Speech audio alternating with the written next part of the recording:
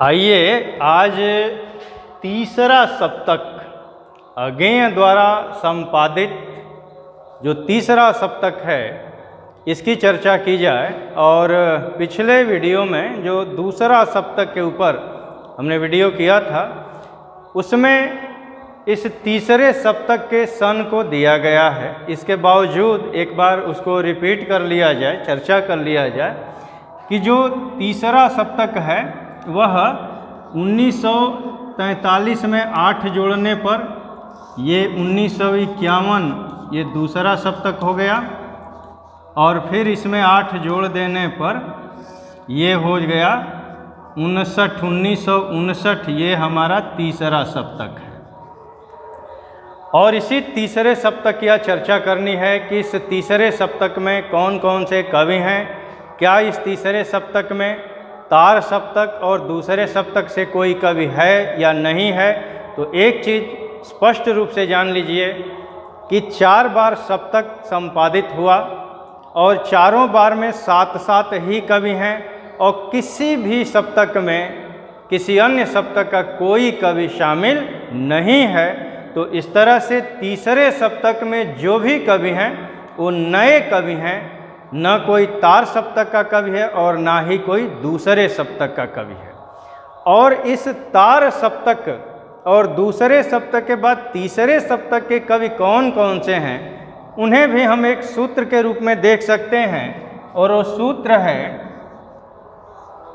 एक यह पद्य बन गया है, विप्र कुंवर कीर्ति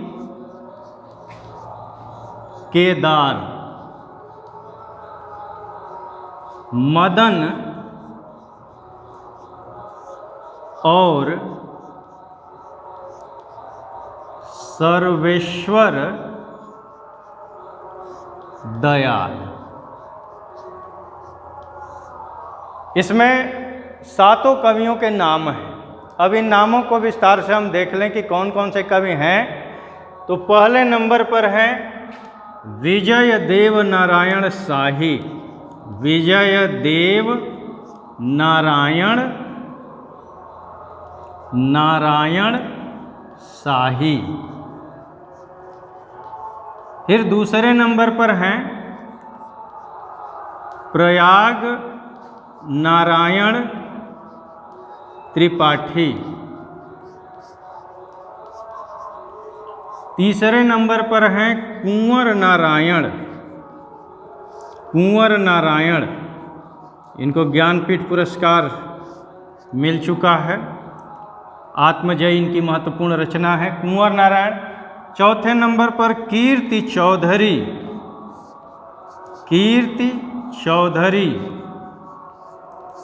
और इसके बाद हैं केदारनाथ सिंह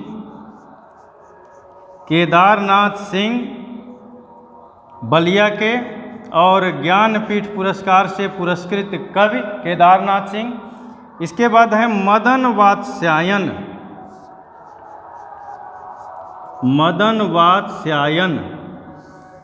और फिर अंत में है सर्वेश्वर दयाल सक्सेना।